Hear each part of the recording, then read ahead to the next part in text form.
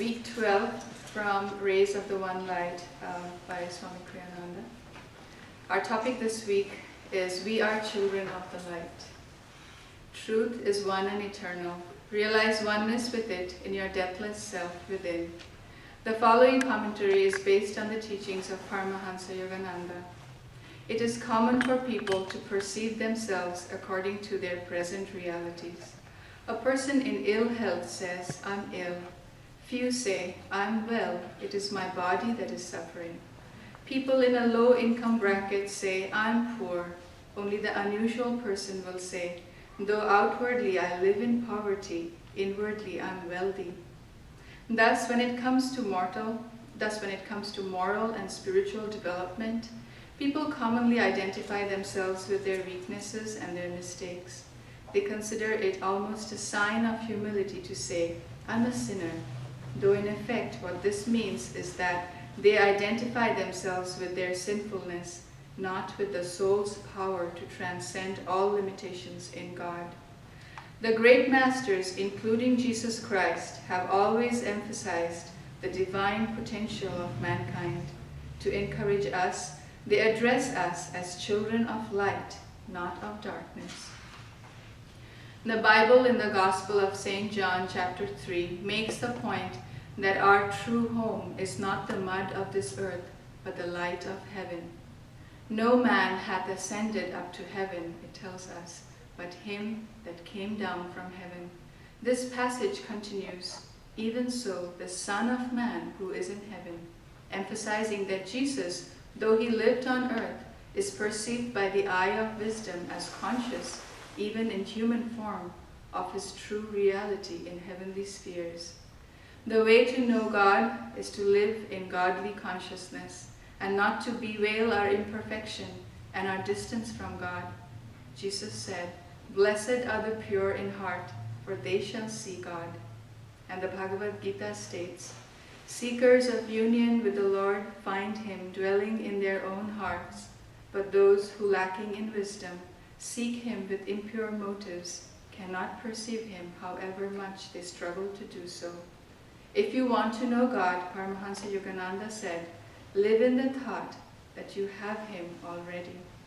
Thus, through Holy Scripture, God has spoken to mankind.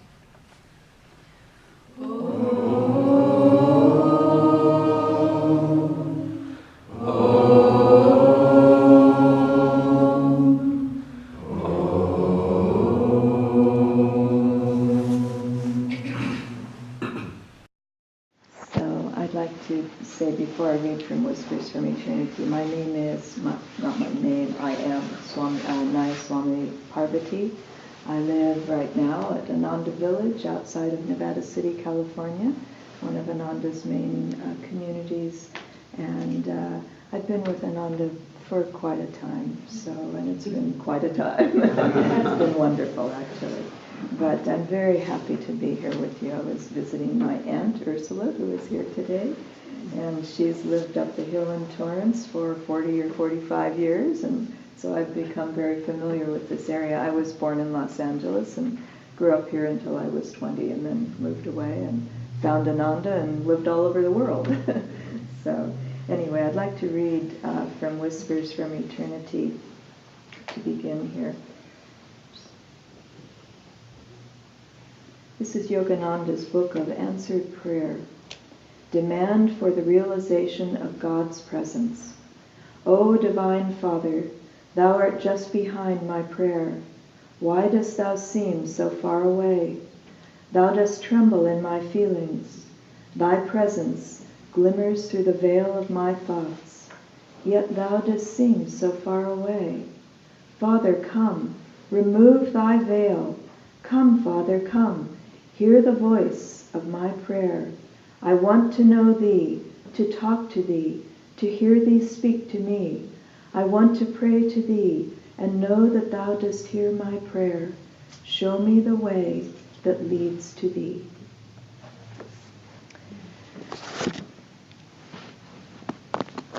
When Yogananda came to this country, and I want to hold up this wonderful biography of Yogananda, which we just printed through Crystal Clarity Publishers, and I'll read a little bit out of it. But when Yogananda came to America in 1920, it was a very different country than we find today. But still, people are people. But he came to bring a whole new way of looking at spirituality. And when Swami Kriyananda asked him, is this a new religion? He said, no, it's a new expression. Because the religion is eternal. And in India, they have the wonderful phrase, Sanatan Dharma. It means the eternal religion. Because the eternal religion is always about us as a soul remembering where we came from and that we're part of that divine light. It's always in us. It's why we are never able to settle down, and say, finally, I've got it. This job, this wife, this possession, this place to live, whatever it is, that soul inside of us keeps poking, and it won't let us stay. And it's a blessing, it feels like, gosh, why can't I just feel satisfied with this? But it's because our real home is not here outside in the world. Our real home is inside, feeling our oneness with that light, feeling our oneness with that soul quality. That's where we came from. And you know how it is when you go home, finally you can relax and you can settle down. And I know for me, when I first was coming on this path, I mentioned to a few of you before when we had the purification ceremony that I was born in Los Angeles. Where? Right downtown. Right? LA, no place else. And I lived here until I was about 20. And I lived all over. Again, where did you live? All over, Southwest LA, across from Inglewood on Van Ness, down in Downey, La Crescenta, Glendale. When I was a kid, Wilmington, Port Hueneme, Oxnard. We lived all over the place. But I also got to see a lot of the Los Angeles area. I was old enough that I could drive, and I went all over the place. So I know the area well in one way. But I wasn't on the spiritual path at all.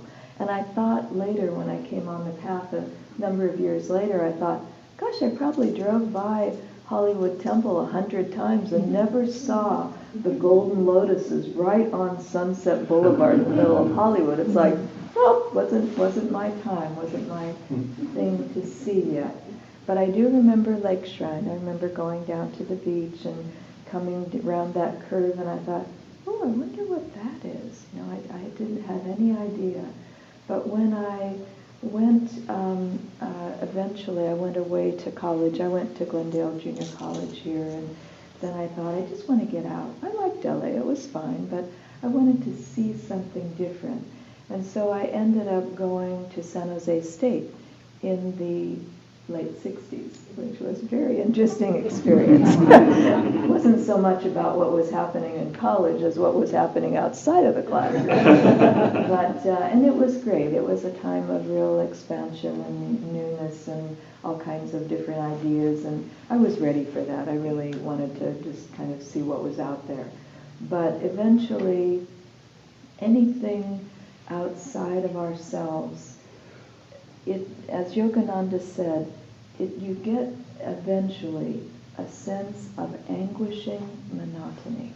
Now that's a very curious combination of words. Anguishing meaning painful, monotony, boredom, monotony. Why? Because everything outside of ourselves, and I mean the core, so the inside is the soul, everything outside in the world lives in a world of duality. And what comes up must go down. What goes out must come in. If you have pleasure, you must have pain. It's a world of action and reaction. And the reason that phrase, anguishing monotony, fits so well is that it's never ending. Never ending. It goes on and on and on. And we think, oh, it's terrible in one lifetime. But let me tell you, that's only the beginning. Because, we have that thing, the two things that are going on, whether we acknowledge it or not. People think about reincarnation, think, maybe, maybe not. Karma, yeah, that's a nice idea. But again, we live in a world of action and reaction in science. I mean, it says that. And so, can we be outside of that? No, we're tied into that intimately.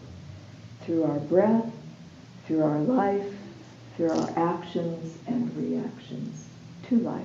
And so that duality is what's the anguishing monotony.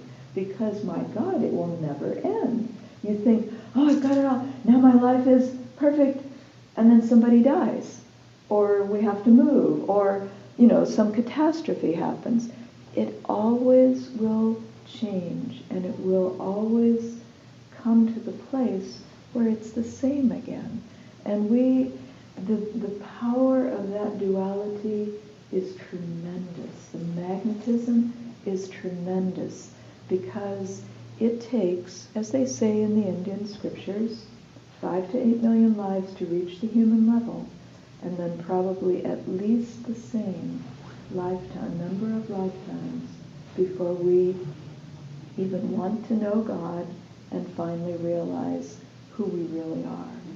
And so, in one way, the power and the magnetism of that duality, it's like, hey, come on, that's no fair. And it's very valid if you can do it with the right energy to say that to God, to say that to Divine Mother. Hey, I didn't ask to be born. You've got to come in here and help me out. I'm caught here. But it's your world, it's your duality. It's not mine. I didn't create it. You did. And so it's valid to say that as well. And to really relate to God in a very personal, intimate way. God is way beyond that.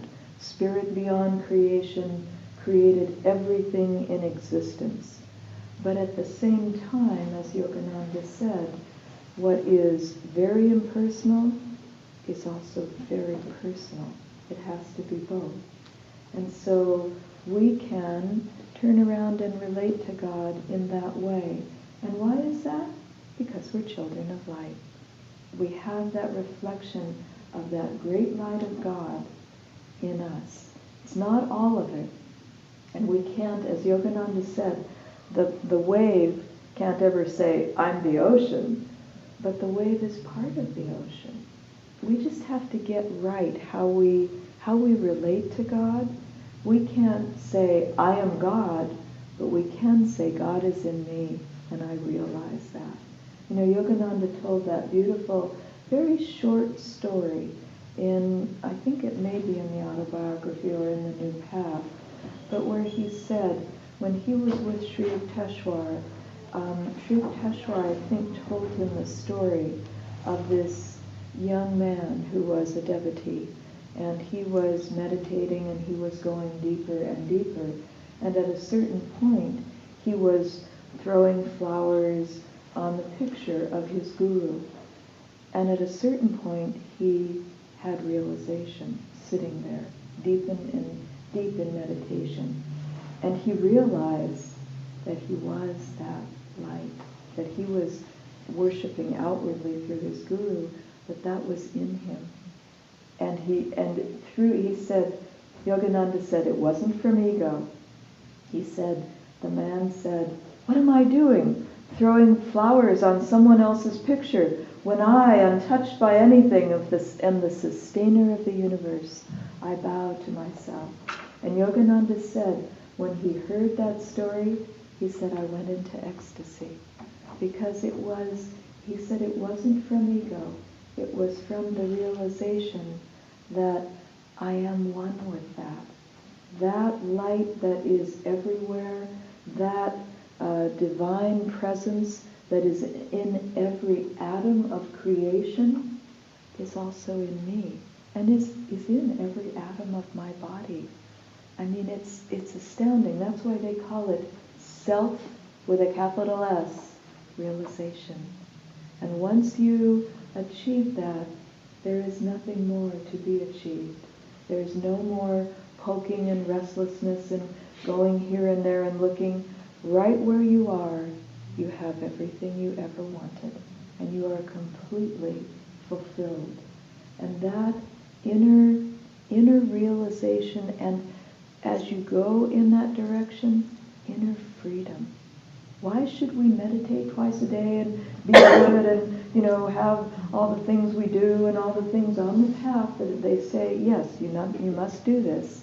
We all must engage in this. Why do we do this? Because somebody else said so? Because it's good to be good? No, that's not nearly enough. It's because as we start to go in that direction, we realize inner freedom. Right where we are.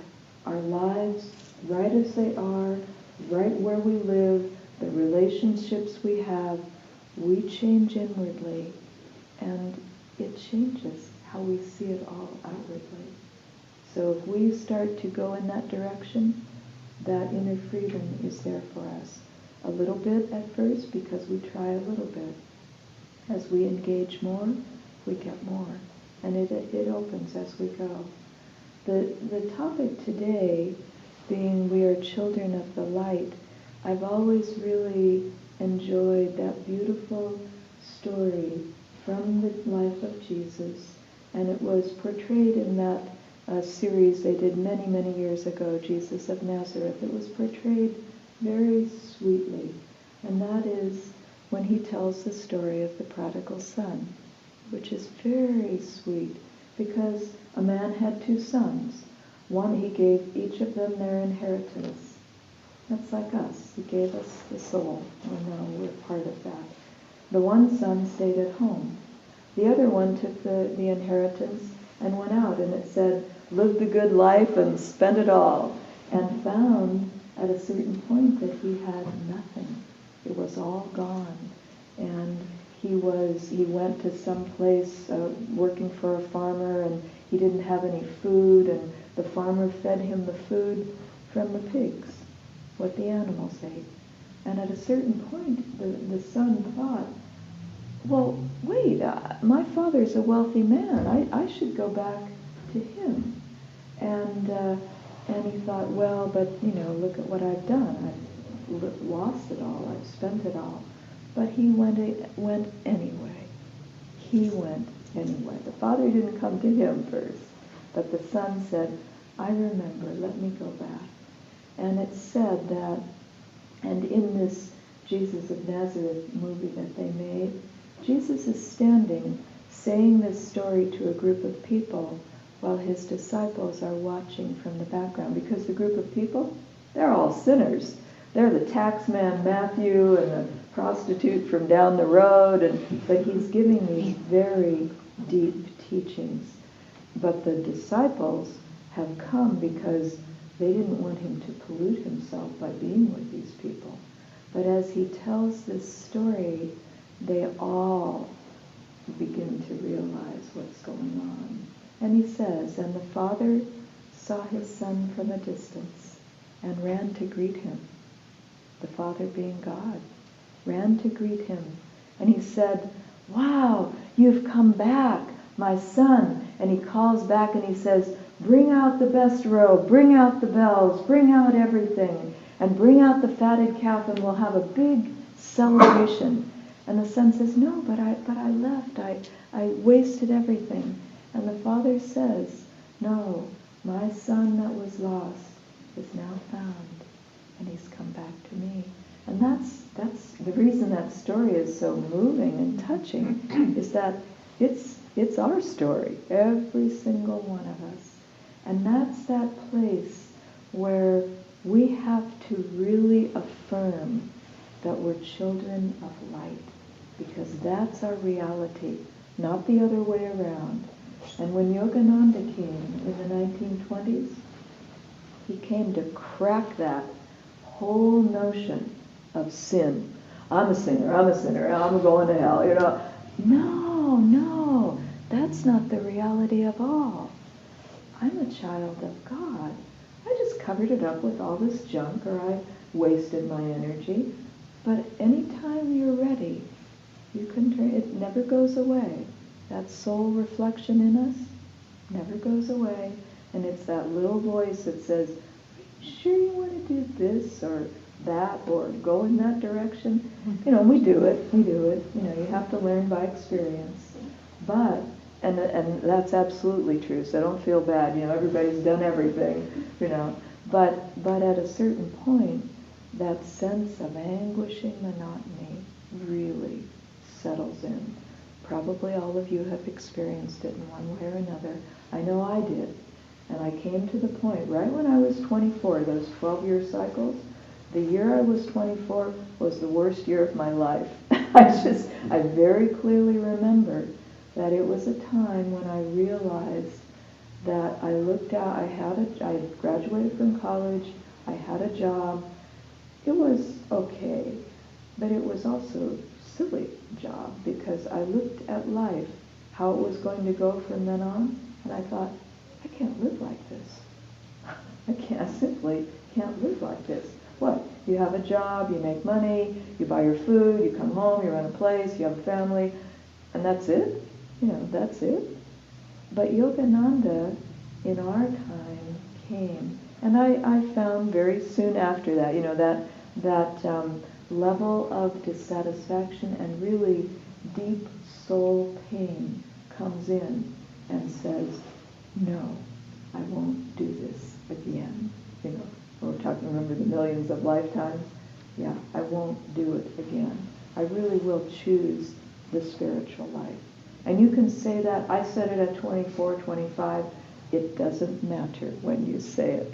You know, Yogananda had that woman, and he tells that story about the woman in Seattle who was 80 years old when she met him, probably in the 1920s when he was traveling around. She was an atheist, and he said by her meeting him, her whole life was changed and she believed in God. He said she only lived a few more years, but she always played the recording, God, God, God, from the depths of slumber, that poem. She always played that. And he said when she died, I don't know that she was completely liberated, but she had realization. I mean, 80 years old, she had lived her whole life in another way, but as soon as she saw that, what the reality was, what the truth was, and changed, it's right there. It's right there. And the thing about duality is it wants you to buy into it. But that's the reality. And that the reality is you can't change. That's not true. But if you live in duality, oh, I have done so many bad things, how can I possibly go in a different direction? How can I better my life? And we buy into that. And so when Yogananda came, he came to say, that's not the reality. Your highest reality is your light inside, that you're a child of that light, and that light is what you can be part of if you simply turn around and face the light. And that's why I love that song that they did in the beginning, Temple Worship, because, yeah, what do? We say, oh, I'm bad, I did all the I'm bad. We identify with darkness. What we need to do is turn around and face the light. And don't be afraid to do that. It's very, very important, because that's our choice. When we were doing the purification ceremony this morning, I reminded people that, you know, the minister sits up here, and people have to choose to come up and say, I seek purification by the grace of God. Nobody puts that on you. You have to come to the place where you seek it. You choose, you act. And then the next phrase in that ceremony, the Master says, open your heart to me. Then the Master can say something to you when you seek it. The Master says, open your heart to me, and I will enter and take charge of your life. And that's where it begins. And it's a beginning that goes on and on as we purify, as we open, as we become more and more a part of that light. And so really do take this opportunity and take it seriously. It's all the little choices that we make in life.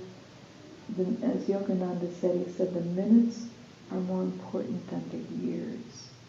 It's a big difference, because the minutes, that's where it's happening. To now, it's always now. You know, it's an odd thing, but it's always happening right now. And the choice is always right now, whether to go toward the light or away from it. Meditation is essential. Satsang, being with other people who want to do the same thing you want to do, who believe in this and want to live this way, that's also essential. And practicing the teachings generally.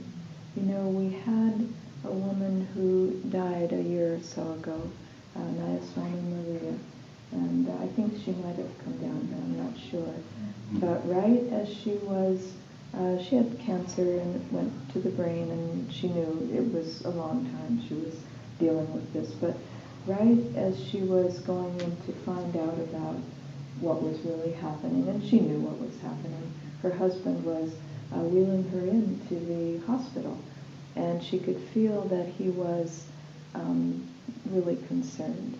And she just said, she said it very lovingly, but very firmly. She said, detach yourself, get out of the reactive process, and live the teachings. That was it. And just a few weeks later, she left her body. But those are things. Meditation is key. Detachment is key. Living the teachings, having satsang with others, all of these are key. And they really allow us to live that life then in a deeper and deeper way. And why? Because that's where we will find our fulfillment. That's where we'll find great joy. We sang that chant in the beginning. From joy I came, for joy I live, in sacred joy I melt again. And so I'll close just by reading briefly from this wonderful book of biography of Yogananda's. And again, this, if you don't have it here yet, you can order it directly online, and it will be available here in the boutique. But I wanted to just read a brief thing here.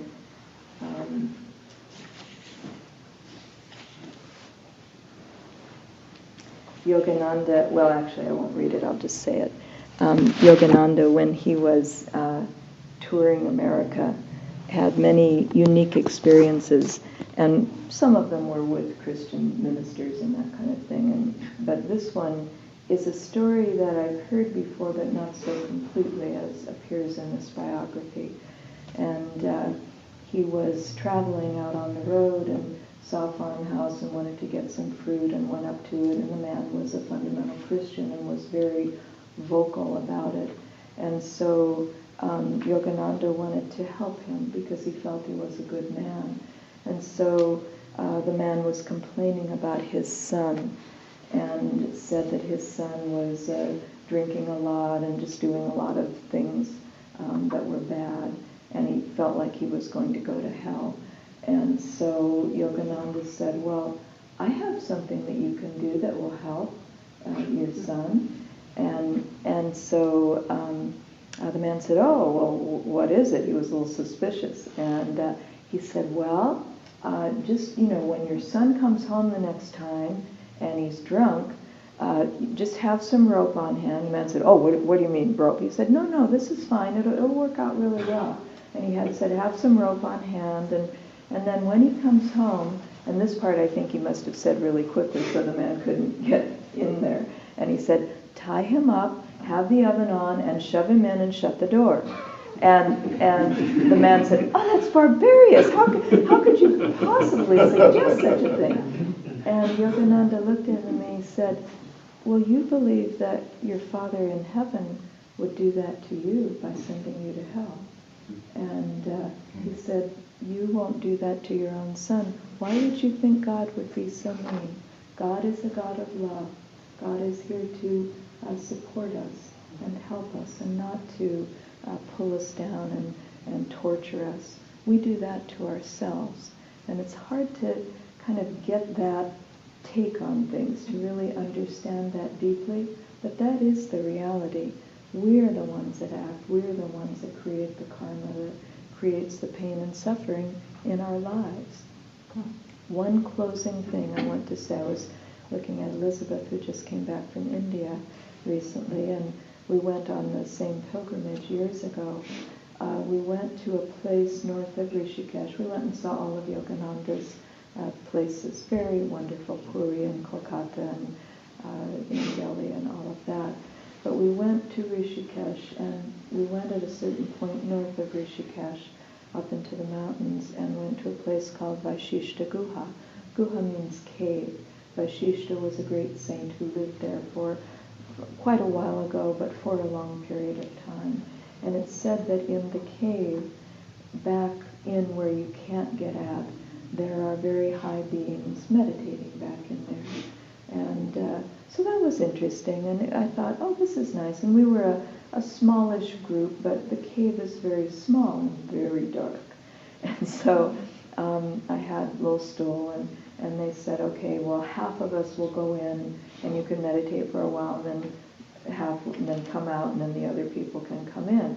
And so I went in there, and I started to meditate, and I just found that I couldn't move, and I couldn't really practice any of the techniques. I couldn't practice Kriya or anything, and it was just still, and I couldn't move at all. And I didn't go in and out because I couldn't move. And so, people were training, and I just stayed there for an hour and a half. And during that time, I just felt from whatever the divine presence is back in those caves in that mountain, I felt that those beings were saying, whatever all of you, meaning not just me and not just this path, and whatever all of you out there are doing spiritually, you know that you have our love and our support. It was very light and very impersonal and not attached to any path, but really just loving vibrations supporting every single soul that's in the world that's seeking God. And it was just so very sweet, I thought, wow, that's wonderful. Anyway, it was just a very nice thing, but no, that's what's really happening. That's what's underneath it all. That God is there for you. God is a God of love and joy and peace and light and sound, and is there to support you and help you in what you're doing. Don't condemn yourself. That's what we do. We self-condemn. And then we wonder why it is so hard. Stop it. Just stop it. And I say that to myself as well. Don't go in that direction. Turn to the light. Turn to the light. Always turn to the light. And you will find, as you do that, you are that light. You are.